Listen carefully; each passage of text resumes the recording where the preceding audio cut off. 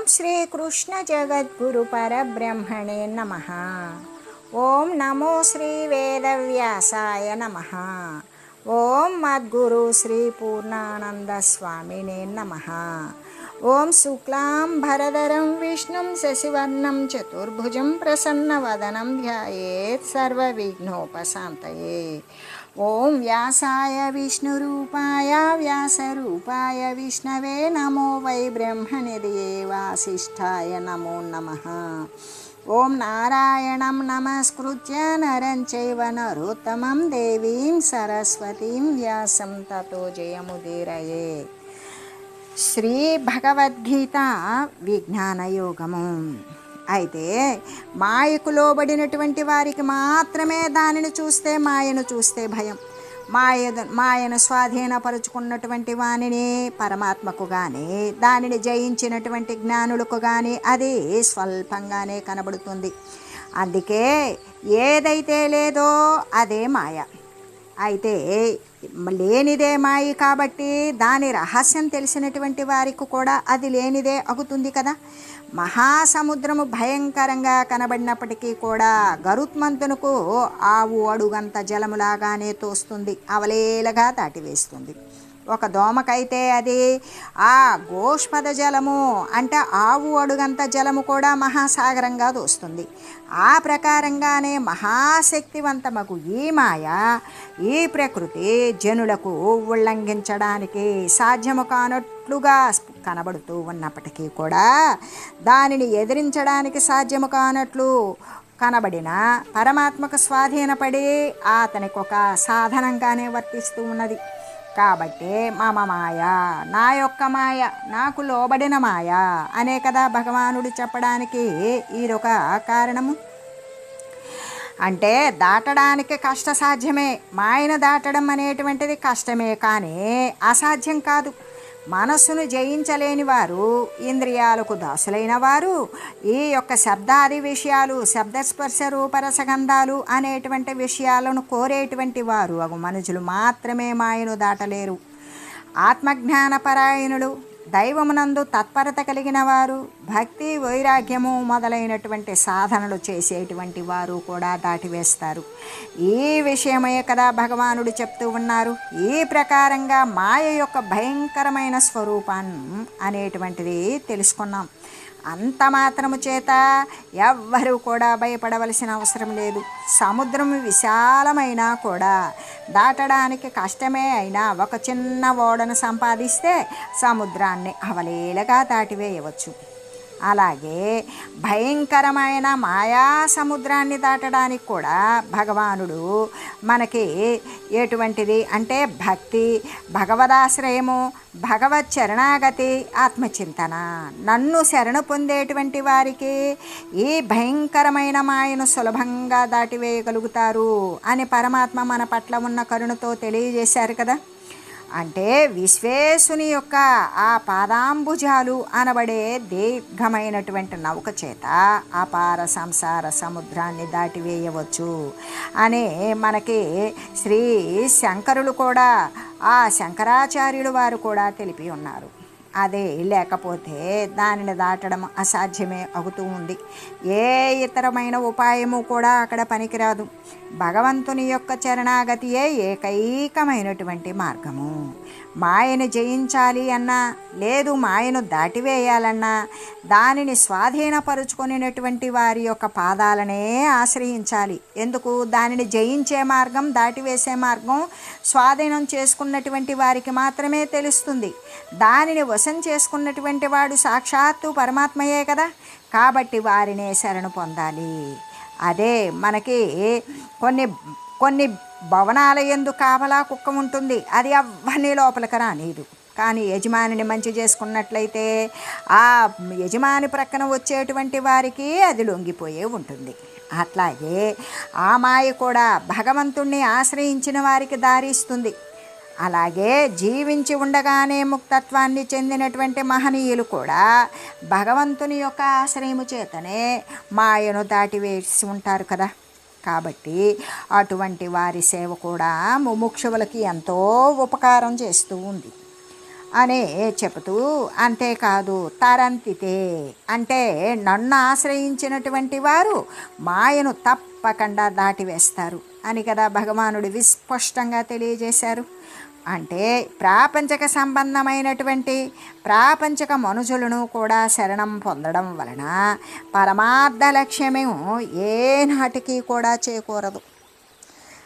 అంటే దైవాన్ని దైవ భక్తులనే ఆశ్రయించాలి అనే అర్థమేక. మామేవా అంటే నన్నే అని చెబుతూ అలా ప్రయోగించడం చేత ఇతరమైనటువంటి దేనిని ఆశ్రయించకూడదు, ఒక్క పరమాత్మను మాత్రమే ఆశ్రయించాలి అనేటువంటి విషయమే కదా మనకి సూచించబడుతూ ఉన్నది. కాబట్టి ఎవరి తరణము వారి చేతుల్లోనే ఉన్నది, ఎవరు దాటివేయడం ఎవరిని వారు ఉద్ధరించుకోవడం వారి చేతుల్లోనే ఉన్నది. అది ఎవరి ద్వారా దైవాన్ని ఎవరైతే ఆశ్రయిస్తారో వారు తరించి వేస్తారు. ఆ విధంగానే ఎవరైతే విషయాలను ఈ శబ్దస్పర్శ రూపరసగంధాలు అనబడే దృశ్యమాన విషయాలను ఎవరు ఆశ్రయిస్తారో వారే పతనం పొందుతారు, వారే అనేక ఉపాధులను కొని తెచ్చుకుంటూ ఉంటారు. కాబట్టి అస్వర ప్రాపంచక వస్తువులపై నుండి దృష్టిని మరల్చివేయాలి. జనులు భగవంతుని యొక్క శరణాగతి పైననే దృష్టిని సంలగ్నం చేసుకోవాలి. అటువంటి వారి జన్మమే కదా సార్థకం కాగలుగుతుంది అని చెబుతూ, భగవంతుని శరణ పొందడం అంటే వారిపై ఎలాంటి భక్తి ఉండాలి అంటే అనన్య భక్తి కలిగి ఉండాలి. ఏ విధంగా భగవంతుని యొక్క కార్యాలను చేయుట, ఆత్మచింతన, ఎల్లప్పుడూ ఆత్మను గురించే చింతించడం, ఆత్మనే ధ్యానించడం మొదలైనవన్నీ కూడా చేయాలి. ఇవి మాత్రమే దైవిక గుణాలు. ఈ దైవిక గుణాలు తప్పనిసరిగా కలిగి ఉండాలి. అంతేగాని దైవ విస్మృతి, దైవాన్ని ఎవడు మర్చిపోతాడో వాని జీవనం అనేటువంటిది చాలా ప్రమాదకరమే కదా అని చెబుతూ, ఈ యొక్క దైవ విస్మృతి ఎంత ప్రమాదకరమైనది, దైవాన్ని మరిచిపోవడం అనేది ఈ యొక్క ప్రాపంచిక సంబంధమైన విషయాల పట్ల వెంపర్లాడేటువంటి వాని యొక్క ప్రమాద పరిస్థితిని గురించి మనం ఒక ఉపమానాన్ని తెలియజేసుకుందాం. అది ఒక పెద్ద పుణ్యక్షేత్రం. చాలా దూర ప్రాంతాల నుండి కూడా అక్కడికి వేల కొలది భక్తులు నిరంతరం వస్తూ పోతూ ఉంటారు. ఎప్పుడెప్పుడు దైవ దర్శనం దొరుకుతుందా, పరమాత్మ యొక్క దివ్య మంగళ స్వరూపాన్ని ఎప్పుడు కనులారా చూచి పుణ్యం కట్టుకుంటామా అనేటువంటి తీవ్రతరమైనటువంటి కోరిక పురిగొల్పగా జనులు ఆ పుణ్యక్షేత్రానికి తండోపతండాలుగా అక్కడికి వస్తూ ఉంటారు. ఆ దర్శించిన తర్వాత ఏమనుకుంటారు, ఆహా జన్మము ధన్యమయ్యింది కదా అని చాలా పరితృప్తిని పొందుతారు. హృదయమునందు భక్తిభావాన్ని పెంపొందింపజేసుకుంటారు. ఆలయమందు లబ్ధమైనటువంటి దైవ ప్రసాదాన్ని పెట్టెలందు పదిలం చేసుకొని ఆనందంతో తమ నివాసాలకు వెళ్ళిపోతూ ఉంటారు. అయితే ఆ ఊరికి ఒక రైల్వే స్టేషన్ ఉన్నది. పుణ్యక్షేత్రం కాబట్టి పోయేటువంటి యాత్రికుల రద్దీ అక్కడ బాగా ఎక్కువగా అంటే విశేషంగా ఉంటుంది. ఆ స్టేషన్లో ఎప్పుడూ కూడా ఏదో ఒక రైలు బండి వస్తూ పోతూనే ఉంటుంది. ప్లాట్ఫారం ఎప్పుడూ యాత్రికులతోనూ యాత్రికుల యొక్క సామాన్లతోనూ అసలు నిండిపోయి ఉంటుంది. ఆ ప్రయాణికుల కోలాహలము చేత ఆ స్థలమంతా నిరంతరం కూడా ప్రతిధ్వనిస్తూ శబ్దమయంగా ఉంటుంది. ఇలా ఉండగా ఒకనాడు అక్కడ ఒక రైలు బండి ప్లాట్ఫారం మీద కదలడానికి సిద్ధంగా ఉంది. ఇంకో 10 నిమిషాలలో అది కదిలిపోతుంది. ప్రయాణికులు హడావిడిగా లోనికి కూర్చుంటున్నారు. ఇంకా కొందరు పరుగున వస్తున్నారు, ఎక్కుతున్నారు. దాదాపు అన్ని పెట్టెలు యాత్రికుల చేత కిటకిటలాడిపోతున్నవి. ఆ సమయంలో ఒక కాకి డ్రెస్ ధరించినటువంటి యువకుడు రైల్లో ఎక్కదలంచి వేగంగా నడుస్తూ అన్ని పెట్టెలను ఒక్కసారి పరికించాడు. కానీ కూర్చోడానికి ఎక్కడా అతనికి చోటు దొరకలేదు. అప్పుడు ఒక ఉపాయం అతనికి స్ఫురించింది. వెంటనే అతడు చివరి పెట్టె వద్దకు పోయి అందరు ప్రయాణికులందరితోటి, ఈ పెట్టె స్టేషన్లోనే నిలిచిపోతుంది, ఇది వెళ్ళదు, దీనిని ఇప్పుడే ఊడదీసి వేస్తారు. కాబట్టి త్వరగా దిగి ఇతర పెట్టెల్లో సర్దుకొని కూర్చోండి. మీ క్షేమం కొరకు చెప్తున్నాను వినండి అని ఏకధాటిగా పలికేశాడు.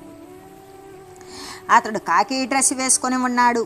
అంటే రైల్వే యూనిఫామ్లో ఉన్నాడు కాబట్టి అతని వాలకం చూసి అతడెవరో పెద్ద రైల్వే ఉద్యోగి అని భావించారు. ప్రయాణికులందరూ అతని మాటలను నమ్మారు. గబగబా దిగి తక్కిన పెట్టెల్లో సర్దుకొని కూర్చున్నారు. అప్పుడు ఆ యువకుడు ఆనందపడిపోయాడు. తాను వేసిన పాచిక పారింది అని భావించాడు. ఆ ఖాళీ పెట్టెలో ప్రవేశించి కాలు మీద కాలు వేసుకొని హాయిగా పడుకుని నిద్రపోయాడు. ఇలా ఉండగా ప్లాట్ఫారం మీద అక్కడే నిలబడి ఉన్నాడు. అతను మాట్లాడుతుంటే ఆ ప్రయాణికులతో మాట్లాడే మాటలను ఒక పోర్టరు ఆ కాకి డ్రెస్ వాడెవడో పెద్ద రైల్వే ఉద్యోగి అని భావించాడు. అతడు చెప్పినట్లుగానే ఏం చేశాడంటే ఆ పెట్టెను గనక ఊడదీయలేదనుకో తన డ్యూటీకి భంగం కలుగుతుందేమోనని తలంచి తక్షణమే ఆ పెట్టెను ఊడదీసి బండి నుండి వేరు చేశాడు. బండి కదిలి వెళ్ళిపోయింది. కాకి డ్రెస్ యువకుడు నిద్రలేచి చూశాడు. ఆ పెట్టె స్టేషన్లోనే పడి ఉంది. బండి మాత్రం వెళ్ళిపోయింది. అప్పుడు అతడు ఆశ్చర్యంతో ఉన్నవాడే తాను చేసిన తప్పుకి తగినటువంటి ప్రాయశ్చిత్తం జరిగింది అని భావించాడు. అంటే ఇప్పుడు ఏమైంది? చెరపుకురా చెడేవు అనే సామెతను జ్ఞాపకం చేసుకున్నాడు. సిగ్గుపడ్డాడు. ఆ ప్రదేశాన్ని వదిలి వెళ్ళిపోయాడు. ఇక్కడ రైలు బండి అంటే ఎవరు? భగవంతుడేగా. చివరి పెట్టె అంటే జీవుడు భగవంతునితో కలిసి ఉన్నప్పుడు మాత్రమే గమ్యస్థానమైన మోక్షాన్ని చేరగలుగుతాడు. అంటే చివరి పెట్టె ఎవరు? జీవుడే. రైలు బండి భగవంతుడే. అంటే ఆ జీవుడు ఆ చివరి పెట్టె గనక రైలు బండితో కలిసి ఉంటే తన గమ్యం వెళ్ళిపోయేది. ఆ జీవుడు భగవంతునితో కలిసి ఉన్నప్పుడు గమ్యస్థానమైన మోక్షాన్ని చేరగలుగుతాడు. అంటే నిరంతరం ఏముండాలి? దైవ స్మృతి ఉండాలి. ఎల్లవేళలా దైవ ధ్యానమే ఉండాలి. దైవ చింతన కలిగి ఉండాలి. ఆ యొక్క ఆలోచనే ఉండాలి. మహనీయులు దైవంతో లంకెను కలిగిన వారే, అంటే ఒక లింకు లేదా లంకె సంబంధం కలిగిన వారే తక్కువ సమయంలోనే దైవం యొక్క సాన్నిధ్యాన్ని పొందగలుగుతారు. అలా కాకుండా దైవాన్ని మరిచిపోయి ఉన్నారనుకో, భగవంతుని గురించి ఏ కాలమందు ఆలోచన లేక, భగవంతుని యొక్క చింతన లేక దేవునితో సంబంధాన్ని విడగొట్టుకునేటువంటి వారు ఎలా అంటే రైలు బండి నుండి వేరు చేయబడిన పెట్టెలాగానే ఉన్న చోటనే, అంటే సంసారంలోనే ఉండిపోతారు. ఏమాత్రం కదలరు. ఈ దృశ్య కోపమునందే పడిపోతారు. మళ్ళీ కూడా పుట్టడం, చావడం, జనన మరణ ప్రవాహ చక్రమందు కొట్టుకొని పోతూ ఈ ప్రపంచము అనబడే క్షేత్రమునందే ఉపాధులను పొందుతూ ఓడగొట్టుకుంటూ ఉండిపోతారు. శాంతిని, విషయాలు లేనటువంటి నిర్విషయ ఆనందాన్ని పొందరు. అందుకే దేహదారి అయినటువంటి ప్రతి మానవుడు కూడా తనలో వెలుగుచూ ఉన్నటువంటి దివ్యమైన ఆత్మతో, ఆ దైవంతో లంకె వేసుకొని ఉండాలి. దైవ విస్మృతి అంటే దైవాన్ని మరిచిపోయేటువంటి విషయాన్ని దూరం చేసుకోవాలి. ఎల్లప్పుడూ కూడా ధ్యానాన్ని లెస్సగా అభ్యాసం చేయాలి. తీవ్రతరమైనటువంటి సాధన చేత ఈ జీవితమునందే దైవ సాక్షాత్కారాన్ని పొంది కృతార్థుడు కావాలి.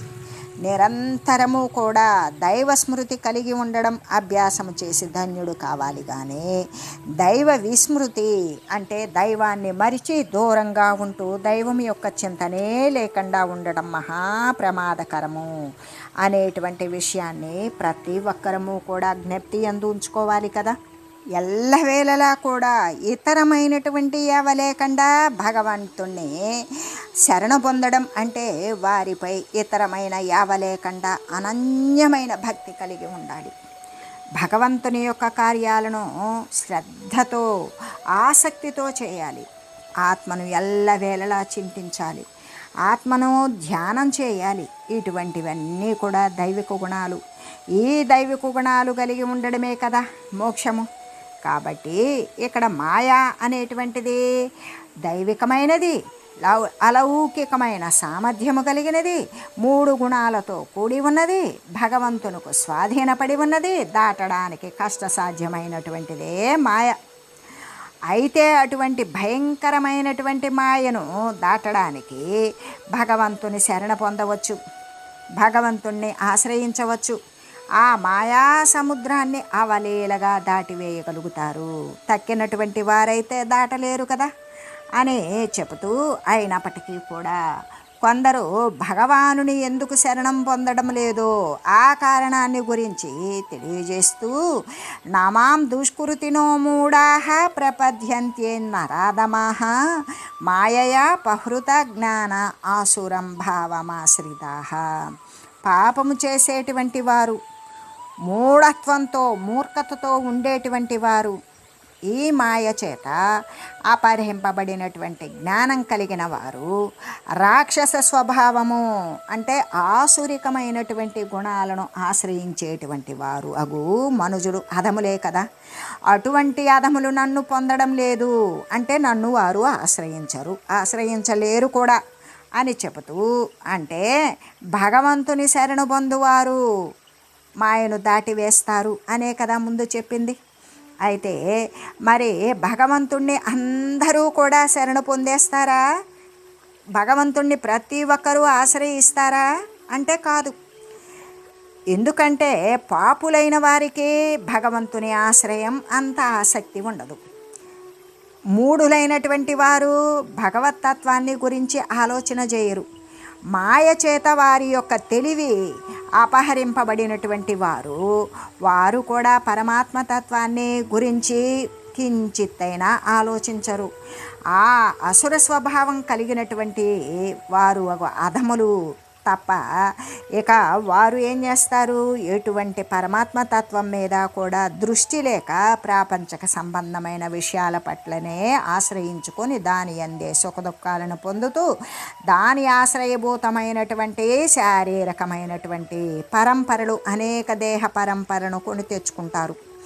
అందుకే ఇక్కడ ఎవరెవరు ఆశ్రయాన్ని పొందరు అంటే పాపులు, మూఢులు, మాయ చేత అపహరింపబడిన వివేకం కలిగిన వారు అంటే అజ్ఞానులే, అసుర స్వభావాన్ని ఆశ్రయించిన వారు అగు అధములు తప్ప తక్కిన వారు మాత్రమే ఆశ్రయిస్తారు అని కదా మనకి భగవంతుని యొక్క ఆశ్రయం ఎవరికి పనికిరాదు, ఎవరికి పనికి వస్తుంది అని తెలియజేశారు. అంటే ఇలా పాపము మొదలైనటువంటి దోషాలు కలిగిన వారు మాయను దాటలేరు. అలా లేని మాయను ఉన్నదని భావించేటువంటి వారు ఆ మాయను లేనిదానిగా గుర్తించలేకపోవడం వల్ల మాయను దాటలేకపోతూ ఉన్నారు. అంటే అది ఒక రకమైనటువంటి అజ్ఞానమే కదా. అజ్ఞానము అనేటువంటిది ఎలాంటిది? ఒక గజ దొంగ కంటే కూడా ఇంకా ఎక్కువైనది. దానిని హృదయంలో ప్రవేశించడానికి అవకాశం ఇవ్వవచ్చా? ఇవ్వకూడదు. ఇచ్చామనుకో ఇక అది మన సర్వస్వాన్ని, జ్ఞానాన్ని, ప్రజ్ఞను, వివేకాన్ని కూడా హరించి వేస్తుంది. కాబట్టే అసలు మాయ లేకపోతే అజ్ఞానము అనేటువంటిది ఏదైతే ఉన్నదో అది మన హృదయాంతరంగంలో ప్రవేశించకుండా ఉండడం కోసం ఎల్లప్పుడూ కూడా భగవంతుని యొక్క భజన, స్మరణ, కీర్తన, స్తుతి అనేటువంటిది చేయాలి. కాబట్టే ఒకవేళ అలా చేయలేకపోయామనుకో మాయయా పహృత జ్ఞానాహ అని కదా చెప్పబడింది. అది గనక ఒకవేళ లోపల ప్రవేశించిందనుకో ఆ ప్రవేశించబడినటువంటి నరుణ్ణి నారాధమునిగా మార్చివేస్తుంది. దేవతలను సైతం కూడా దేవతల హృదయాలలో అజ్ఞానం ప్రవేశించిన వాడిని దానవుడిగా మార్చేస్తుంది. విజ్ఞానవంతుని మనస్సులో, హృదయంలో ప్రవేశించిన వాడిని మూఢునిగా చేసి వేస్తుంది. అసలు మాయ అంటే ఏమిటి? అనేక పాప వాసనలు, కామ క్రోధాదులు, రాగద్వేషాదులు, విషయ సంస్కారాలు మొదలైనవి అన్నీ చేరి మాయ అవుతాయి. కాబట్టి ఈ వివేకము, సత్య వస్తువు, సత్యమై పరిడి వెళ్ళుతూ ఉన్నది. నిత్యము సత్యము శాశ్వతమైనటువంటి వస్తువే సత్యము. మిగతా అదంతా లేనిదే. ఏది కనబడుతుందో అదంతా సత్య వస్తువే, అది బ్రహ్మమే అనే దానికి మించి రెండవ వస్తువు లేదు అని ఎవడైతే దాన్ని స్మృతి అందుంచుకుంటాడో వాడు నిత్య వస్తువు యొక్క వివేకం కలిగినటువంటి వాడు. నిత్య వస్తువు పట్ల వివేకం కలిగిన వాడు ఈ యొక్క అస్థిర పదార్థాలైన ఈ అస్వర భోగత్వాది రూపమైనటువంటి ప్రాపంచక సంబంధ దృశ్యమాన వస్తువుల మీద విరక్తి కలిగి ఉంటాడు. ఈ దేహము సత్యము, లోకము నిత్యము అనేటువంటి భావన చేత అహం మమ అనే ఈ యొక్క దేహ లోక విషయాలను సత్యమని భావించి అసత్య పదార్థాలను సత్యమని భావించినటువంటి భావన సత్య వస్తువు యొక్క స్వరూపము బాగా గ్రహించినప్పుడు అసత్య వస్తువులనే సత్యము అనుకున్నాను అనేటువంటి తన యొక్క అజ్ఞానానికి తానే లజ్జపడి ఆ అసత్య అస్థిర పదార్థాలను దూరీకరించుకుంటాడు. అదే నిజమైనటువంటి వైరాగ్యము. ఆ వైరాగ్యము కలిగి ఇక భగవంతుని పట్ల భక్తి కలిగి ఉంటాడు. భక్తి అంటే దాసత్వముతో కూడినటువంటి, వినయముతో కూడినటువంటి నమ్మకం, అదే భక్తి. ఆ భగవంతుని పట్ల ఎవరికైతే అటువంటి అత్యంత పూర్వకమైనటువంటి విశ్వాసం కలిగి ఉంటాడో అది భగవంతుని పట్ల ఉన్నటువంటి భక్తి. ఆ భక్తి ఉన్నప్పుడు భగవంతుణ్ణి ఆశ్రయిస్తాడు. అన్యదః శరణం నాస్తి త్వమేవ శరణం మమ. నీవు తప్ప నన్నెవరూ రక్షించేవాళ్ళు లేరు. నన్ను ఏమి చేస్తావో నీవు అనుకుంటున్నాను. నన్నుగా తీసివేసి నన్ను నేనుగా, సర్వము నేనుగా, దైవస్వరూపమే నేనుగా అహం పదార్థ నశింపుతోటి, అహం పదార్థ రహితంతో పరమాత్మ స్వరూపునిగా చేసేటువంటి స్థితి గతి మొత్తం నీదే అని భగవంతుని ఎప్పుడైతే ఆశ్రయించామో ఆ ఆశ్రయము చేత కూడా ఆ మాయా అనేటువంటి గజ దొంగ ఉన్నది కదా, అది హృదయ కుహరం నుండి తొలగిపోతుంది. ఎప్పుడైతే భగవంతుని యొక్క ఆశ్రయము చేత అది తొలగిపోతుందో ఏకప్పుడు వాడు మోక్ష సామ్రాజ్యాన్ని ఏలతాడు. అలా చేయలేదనుకో ఇక ఈ మాయ యొక్క ప్రభావము చేత మనుజుడు ఏం చేస్తాడు? మూఢుడుగా మారిపోతాడు, పాపాత్ముడుగా తయారవుతాడు. నరుడు కాస్త నరులలో అధముడు, నరాధముడుగా తయారవుతాడు. అజ్ఞానిగా ప్రభవిస్తాడు, రాక్షసుడుగా మార్పు చెందుతాడు. అటువంటి పరిస్థితి ఏర్పడుతుంది అజ్ఞానము వలన అని చెబుతూ భగవంతుని ఎవరు ఆశ్రయిస్తారు, ఎవరు ఆశ్రయించరు అంటే జ్ఞానులైనటువంటి వారు ఆ వివేక వైరాగ్యాదుల చేత భగవద్భక్తి, భగవంతుని యొక్క ఆశ్రయము చేత ఎవరైతే మోక్షతత్వాన్ని పొందుతారో అటువంటి జ్ఞానులు మాత్రమే భగవంతుని ఆశ్రయిస్తారు. మరి భగవానుని ఎవరు ఆశ్రయించరు? పాపులు, మూఢులు, నరాధములు, మాయచేత అపహరింపబడినటువంటి, మాయచేత దొంగిలించబడినటువంటి వివేకము కలిగిన వారు. అంటే వారు అవివేకంతో ఉన్నారు అనే కదా అర్థమవుతూ ఉన్నది. అటువంటి అసుర స్వభావమును, రాక్షస హింసాత్మక ప్రవృత్తిని ఆశ్రయించేటువంటి వారు, దాని ఫలితంగా వారు ఈ యొక్క అనేక శారీరక ఉపాధి పరంపరలతోటి ఈ సంసారము అనేటువంటి దుఃఖ సముద్రమున మునిగిపోతూ ఉంటారు. ఈ మనుజుని జ్ఞానమును అపహరించేసే దొంగ ఎవరు అంటే వివేకమే కదా. మరి మనుజుని జ్ఞానమును అంటే వివేకాన్ని అపహరించేటువంటి దొంగ ఎవరు అంటే మాయేగా, అదే కదా. అంతకంటే గజ దొంగ ఏమున్నది? ఇక ఎటువంటి వారు భగవంతుని భజిస్తారు, ఎవరు ఆశ్రయిస్తారు అనే విషయాన్ని గురించి తెలియజేస్తూ చతుర్విధ భజంతే మాం జనా సుకృతినోర్జున ఆతో జిజ్ఞాసురార్థార్థి జ్ఞాని చ భరతర్షభ. భరతవంశ శ్రేష్ఠుడువకు ఓ అర్జున, ఆపత్తునందు ఉన్నవాడు అంటే ఆపదలు వచ్చినప్పుడు పరమాత్మను ప్రార్థిస్తాడు, భగవంతుణ్ణి ఆశ్రయిస్తాడు. లేదు భగవంతుణ్ణి తెలుసుకోవాలి అని కోరుకునేవాడు కూడా భగవంతుణ్ణి ఆశ్రయిస్తాడు. ధనము అంటే సంపదను కోరేటువంటి వాడు కూడా దైవమా నాకు ఆర్థిక వ్యవస్థను సుస్థిరం చేయి అని కూడా ప్రార్థిస్తాడు. ఆత్మజ్ఞానము కలిగినవాడు. అంటే జ్ఞానము కలిగినవాడు ఆత్మతత్వం కోసం కూడా పరమాత్మను ఆశ్రయిస్తాడు. ఈ 4 రకాలైనటువంటి పుణ్యాత్ములకు జనులు నన్ను సేవిస్తున్నారు, భజిస్తున్నారు. ఎలాగంటే భగవంతుని సేవింపని వారి విషయమై మనకు ఇప్పటి వరకు చెప్పుకున్నాం.